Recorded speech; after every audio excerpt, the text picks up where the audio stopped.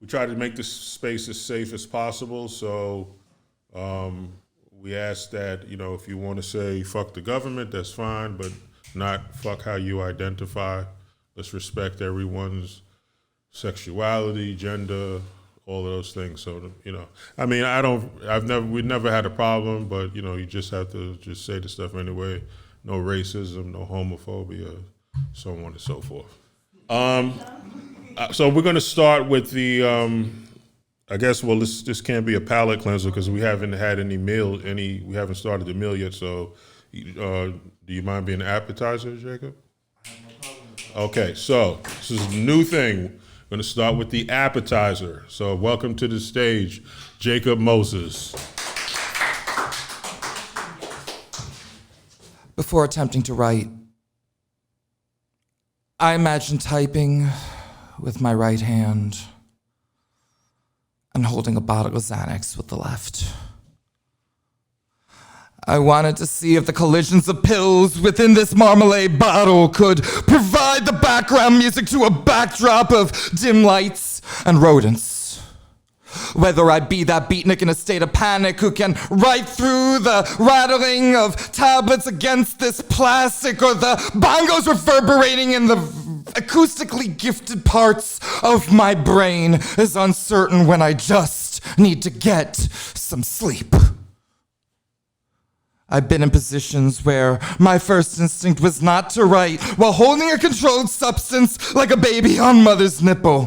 The first trauma an infant experiences is the disconnect of the umbilical cord after being welcomed into the world, and whether my solar plexus healed is one thing.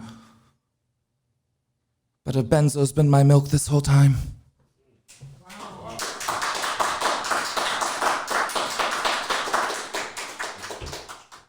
He's a playwright, has wonderful work. We actually acted out one of his things last month.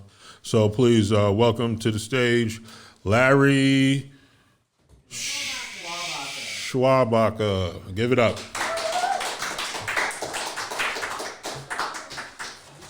All right, the first one I wrote a while ago called Lost Friend. It was around the time the AIDS epidemic was really coming to light. So, okay. I lost a friend, not for a day, not for an instant, but forever. I lost a friend, someone I'll never get back. It's not from a dispute or an anger. There was no misunderstanding. I lost him forever. So full of life was he, so caring and loving was he. He never judged anyone. He was my brother. He was one of a kind. I lost my friend forever a day. My friend died today.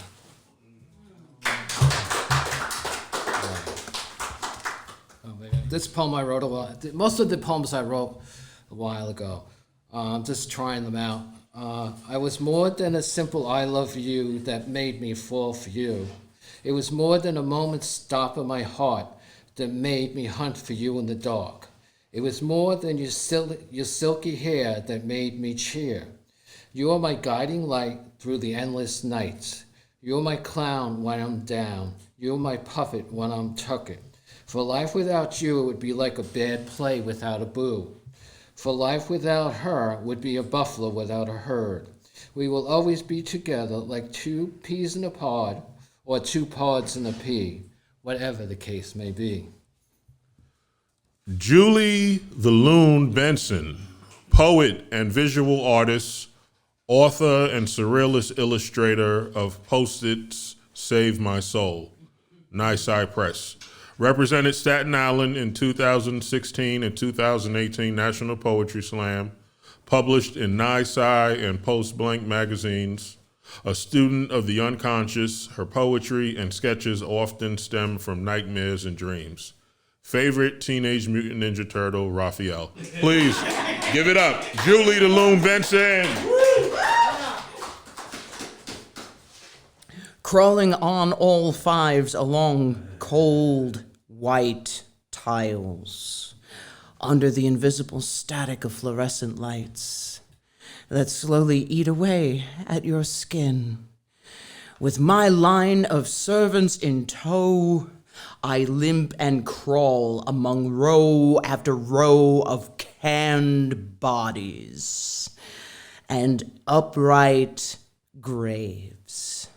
For the glory of your consumption, for I am the priestess of high fructose. My minions swim in your bloodstream, giving you a momentary high and then leaving you empty to keep you coming back for more. Although the satisfaction is fleeting, the chemicals remain to continue the good work. Oh, sweet, sweet entropy. Our company is corrosive and efficient, and my servants shamble forward with me. They are chained to my legs, and they don't need their eyes anymore to see continual wheels of food to shit to food to shit. And if it's not even food to begin with, what are we shitting? Thank you. I was like, this one's about corporate jobs.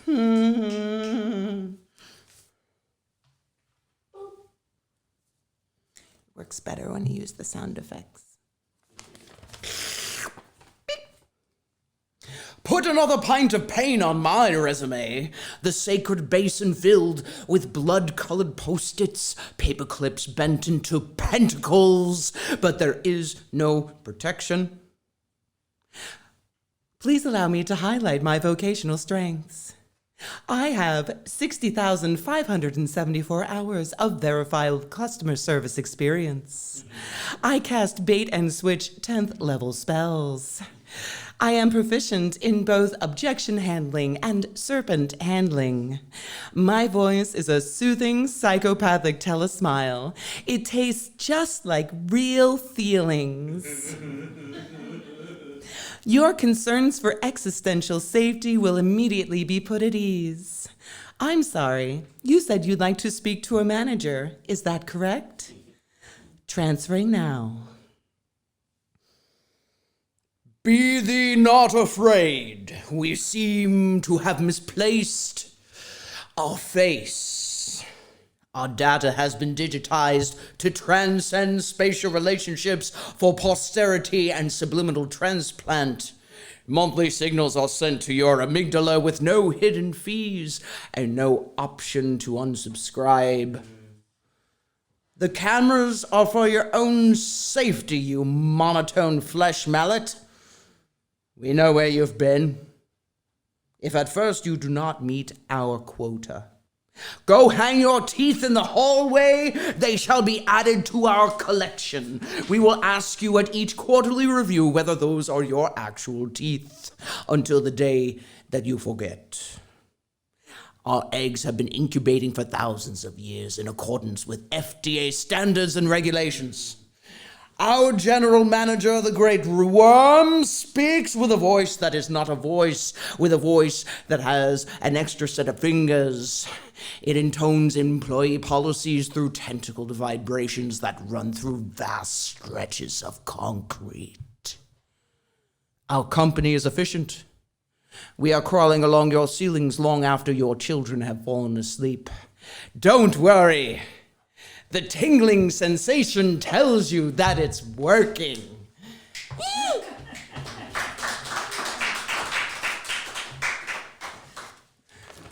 Do not be afraid. This is a list poem of things I actually like the Bible. Like about the Bible. 1, Satan always has the best lines. Did God really say not to eat from that tree? I'm not saying he didn't say it, but did he really say exactly that? I'm just saying. 2, in the book of Genesis, there's one line that says, and there were giants in those days. And that's it. And then the chapter goes on, changes the subject. I'm like, wait, go back to that. Where the fuck was that? 3, In the book of Enoch, though not accepted into biblical canon, the creature that is called Leviathan is described in much more detail. And it turns out that the Leviathan is female, just like me. Number 4. Joseph does not take any credit for interpreting Pharaoh's dream. Number 5. The book of Revelation is like if Michael Bay and David Lynch had a baby. Number 6. I identify with Job, and I sometimes wonder whether or not 2 interdimensional beings are casting bets in some dimension on the outcome of my faith. Number 7. All right, so back to the giants. In the King James Version, it says that before the flood, the fallen angels looked upon human women, and they found them beautiful, and thus they shagged.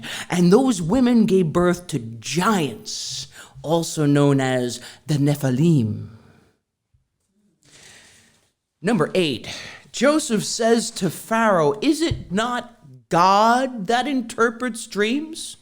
So don't ask Julie what your dream means. Ask God.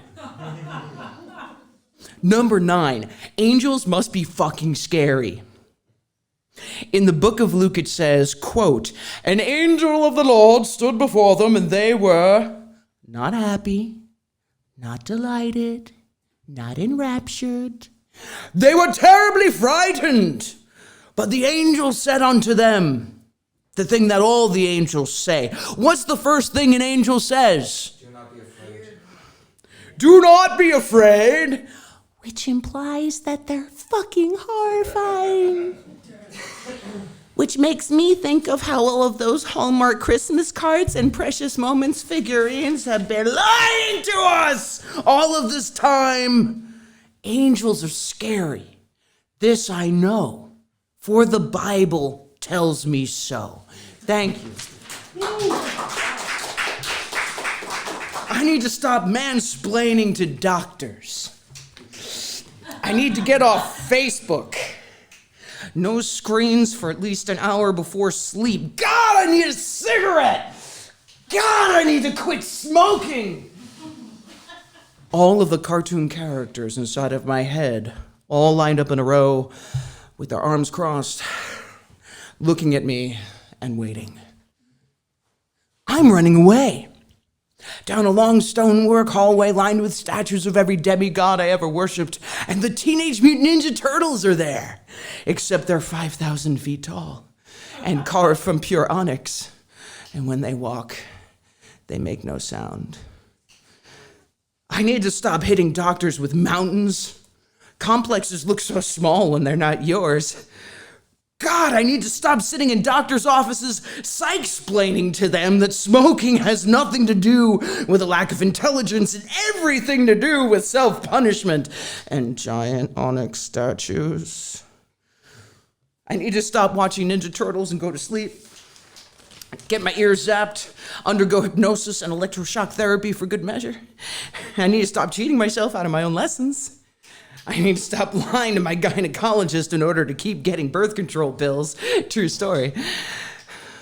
The Ninja Turtles need to stop writing scripts for Wellbutrin. And poets need to stop poet-splaining to doctors about self-punishment. And doctors need to stop reducing the mind to the brain. And the brain needs to stop allowing this reduction to happen. I need to stop running. I need to stop coughing. But those lashes feel so right. And giant onyx statues need to stop being right. And everyone needs to stop telling me to stop smoking. And by everyone, I mean doctors. And the Ninja Turtles keep buying me cigarettes. And I keep reciting poems to them about smoking cessation. Meanwhile, the me in a parallel universe who is able to quit for good is sitting in a parallel doctor's office and interdimensional splaining to that doctor how self-punishment could be nostalgic and familiar. The demon you know. No one knows me like giant onyx statues, silently dancing the cycle of fear and lashes and self-flagellation. I need a fresh start.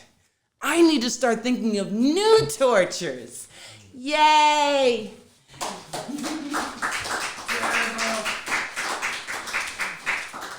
Last one, keeping it quick. This one is a reaction to slam poetry. If anyone is familiar with slam poetry, I am very, very familiar with slam poetry. We've already heard so many poems about drowned voices. We've already heard so many poems about being repressed that we've repressed our memories of those poems. Instead of muffled cries about the injustices of the outside world, what about the screaming out from under your own floorboards? Your telltale trauma is worth more than 3 tens, so don't sell it. I can't assign a number to your pain. And deep down, I think you know that. And a part of you cringes at the score no matter what it is. I cry more at poetry readings than I ever did at a funeral. I mourn the dead, but I weep for the living.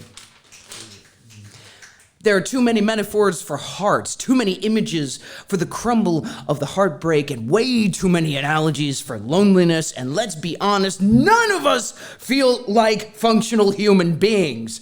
And yet here we all are, basking in the glow of each other's strangeness, applauding each other's bravery and vulnerability, the light seeping through tattered skin, all those wounds casting beautiful patterns on the walls. All these people listening to you recite a poem about being silenced. Wait, let me say that again. Listening to you voice a poem about not having a voice. I'm not saying you haven't been repressed, but I'm wondering how many times and with how many different fucking metaphors are we going to try to describe a wound before we actually try to heal it? What does the healing sound like? And I swear that if I hear one more poem about not feeling good enough, I'm gonna turn this car right around.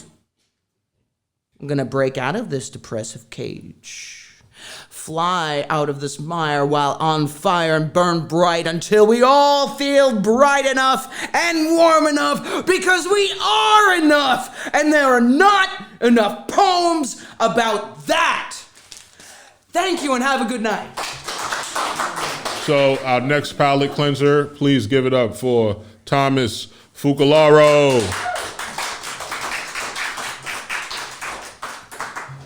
And just so you know that his beard, that's actually from his chest. He shaved his chest. I added it to my beard. I glued it.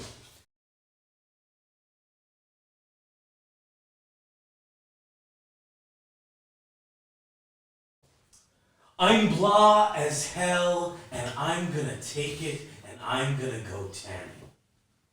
Are we playing the game, who can say something stupid? How does the future become a memory, and why don't I remember reading about it? Why are certain novels the search for identity? Why are certain novels the telling of identity? Why are certain novels telling me not to search for identity? Why are writers accountable but editors are not? Is this some sort of warped sense of humor tour, each tooth waiting its cue? Why does the microphone elevate the sound but not the content? How it stares back at you and follow, and accept, and how much more will we endure while passing through windshields? Why do I keep my enemies close but my phone closer? Is that Godzilla's tail hanging out your Mothra like a tongue, or are you just going to lash out like a helicopter blade and say something crab-itch?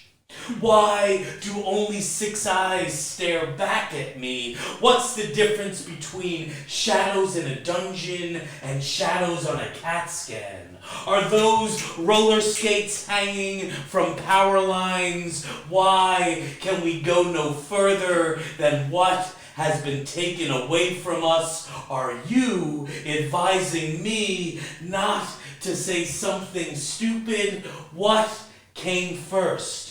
The windshield or the person passing through it?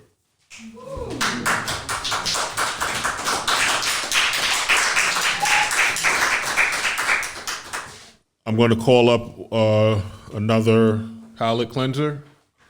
I see this. Oh, this is going to be good. I see looks like a Captain America shield. Okay, please, welcome to the stage, Morningstar.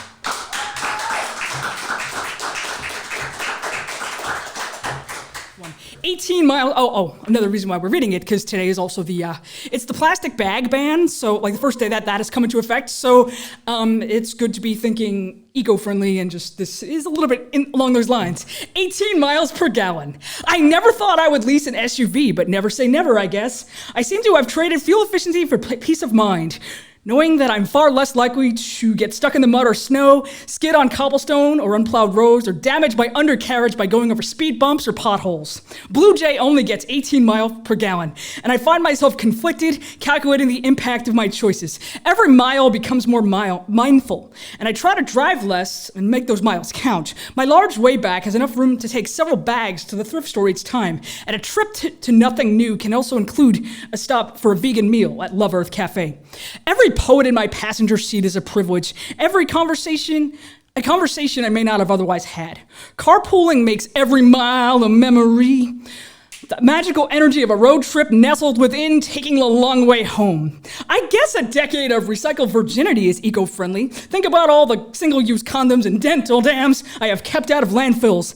And I didn't replace my vibrator just after they wore out in 2009. Wonder how many dozens of batteries that saved. But like any future purchases, I will think about product lifespan next time. A more expensive, higher quality item that lasts a decade or more is much better than a cheaper item that lasts for less than a year. I'm making a conscious effort to avoid fast food and fast fashion, raise the standards of what I put on and in my body. Of course, mileage may vary, but I like my hiking boots and rain gear to go for miles and miles and miles and miles. Sure, my next sex toy will as well. In many ways, I need to find my drive again. The confidence behind the wheel that steered my decisions led me to profound conclusions and brilliant destinations. Life is just a highway, and the soul is just a car, and objects in the rearview mirror may appear closer than they are. But whatever tomorrow brings, I'll be there with open arms and open eyes upon the road, hands upon the wheel. As I'm beginning to find that when I drive myself, my light is found. Thank you.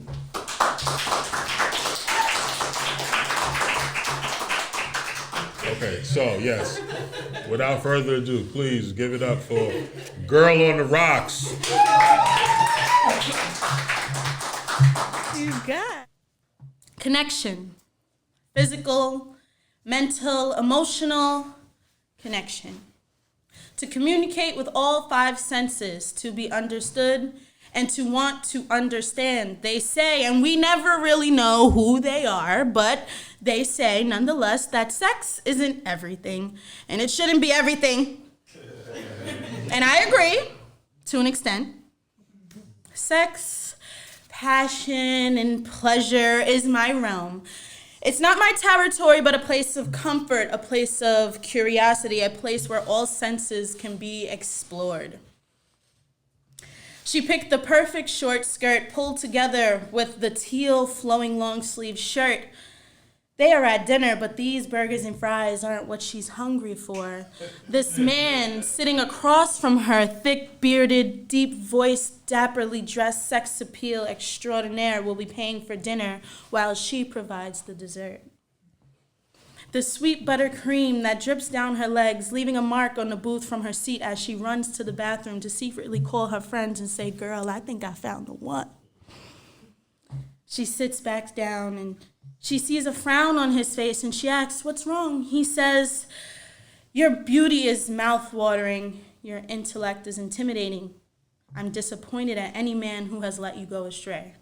But I am grateful because now I can love you the right way." Check, check, check, check. She leans in and she kisses him softly. Her hand on his knee under the table, he kisses back, his hand pressing down on his zipper. "Let's get out of here. I'm ready when you are." She took an Uber. She followed him towards the parking lot. And he stops at the top of the entryway and turns to his left. Looks over at her and puts his arm out to her. Follow him. Looking back out to the street, he puts his arm up and he puts it to his mouth and gives a strong whistle that you could probably hear for miles. And he turns back to her and they both smile. They take each other by the hand. He pulls her in as a 2020 crisp white Range Rover pulls up. I don't care how nice his car is. I don't care how nice his car is. That doesn't mean everything to me, but goddamn, that is a nice car. After you. He puts his hand up, signaling to enter. They slide in as the partition slides up. Apparently, the driver had a destination in mind already. She squinted her eyes to see as the black tinted window rolled all the way up. Where are we going? Well, you haven't said where you want to go yet. So, I mean, we could stay here or we could go somewhere else and get you all comfortable. Comfortable. Yeah. Comfortable. She looks out the window and a light bulb goes off in her head. Before she can even think of her options, she said, short stay? I know of a spot that really sets the tone. Heart-shaped jacuzzi, wine in the room, smoke-friendly room. Mirrors on the ceiling, you know, that kind of stuff if you're into the romantics of it all. Address? She pulls out her iPhone 11 and he slaps it out of her hand, grabs her face, a rough kiss, wet, sexy, succulent lips. Forget a short stay. Without instruction, she jumps on his lap, making herself comfortable. He tosses her head to the side and draws a heart with his tongue on her neck as the air in her body escapes her, endorphins release. Panties drenched, he could just bust through them right now if they were cheap, but she knows what she was doing. She wore her favorite red thong. Take them off, he whispers as he sucks on her ear, hoping she will accept his request. She lifts up her skirt, begins pulling down the red straps over her perfectly round, plumped body. They hear a loud, screeching sound. What's that? I don't know. He leans forward, taps the partition window, no response. Okay. He pushes the switch. The window goes down. The driver is running full speed outside of the car, away from the car. What the fuck is going on? She rolls down her window, looks behind the car, an 18-wheeler, possibly a Peterbilt coming 20 feet away, at least 90 miles per hour. They fight to get the car door open. Thank you.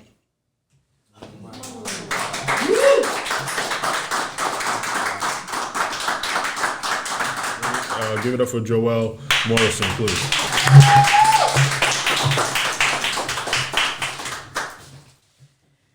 The rabbit was naked and pink now, lying on a plate by the stove.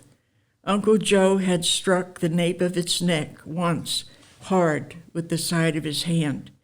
He nailed it to the fence in the yard, stripped its pelt, and cut off its feet for others' luck. It was for Sunday dinner, rabbit fricassee, but I'd fed that bunny pellets and changed his water, raked up his droppings, watched his nose wiggle, given him carrots with the green tops on, touched his soft gray fur with fingers poked through hutch-wire hexagons. It was an exchange of care, they said. I wished he wasn't dead. I wished I wasn't hungry, but I ate just the same. Let's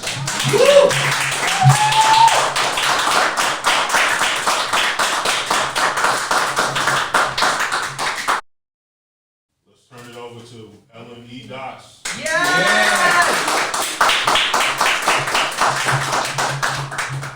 So I was trying to organize my thoughts because there's so many. Simple traffic stop. Simple. It didn't feel simple. So I'm gonna finish this tonight, but I'm gonna entitle it, I don't know how this is gonna turn out.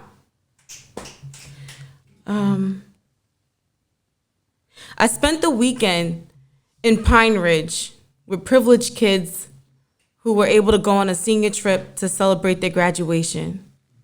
We did things like snow tubing and trampolines and They were able to eat ice cream at midnight, and they had the luxury to yell out of windows from across the way about who they were going to have sex with when they got back to school, all the hookups. They were able to mingle with boys and girls from Brooklyn and have a dance party, and they were carefree and unworried. And here I am, I picked my kids up on my way to a poetry reading on Staten Island, and I got stopped by the cops and my anxiety kicks in. It feels like breath was taken out of me, and the cop says, "Are you okay?" And I just shook my head as if I was saying, yeah, but I really wasn't. She doesn't know I suffer from anxiety. She doesn't know I walk around depressed. She doesn't know that if she was to take me out of this car, I would probably try to drive off and end up in prison or dead somewhere because I was going to protect my babies. She kept saying, "Is everything okay?" No, bitch. I made a mistake. I was in the right lane. I made a mistake. I didn't mean to want to turn right. I put on my signal to turn left. I waited for all the other cars to pass by. I moved back into the right lane, and then you stopped me. People aren't allowed to make mistakes anymore.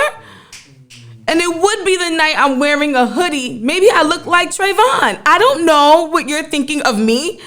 But I know what I'm thinking of you. I know of the videos I see. I know of the bodies that we've buried. I know what you've done in my communities. And here I am being stopped in front of my babies. And how am I supposed to protect them? You're the one with the gun. So I put my head down and I'm in tears. I'm fearful, real life fear. And you come back to my car and you say, you know, you were in the wrong lane. So I try to explain, but I know in my heart that my explanation to you means nothing. You're handing me a ticket. You're going to put points on my license. And if I talk too much shit, I'm going in handcuffs. But you're not taking me today in front of my babies. So she asked me again, "What's going on? Are you okay?" And I said, "No, I'm not okay. What is there to be okay about? Because I don't know how this thing is going to turn out." Thank you.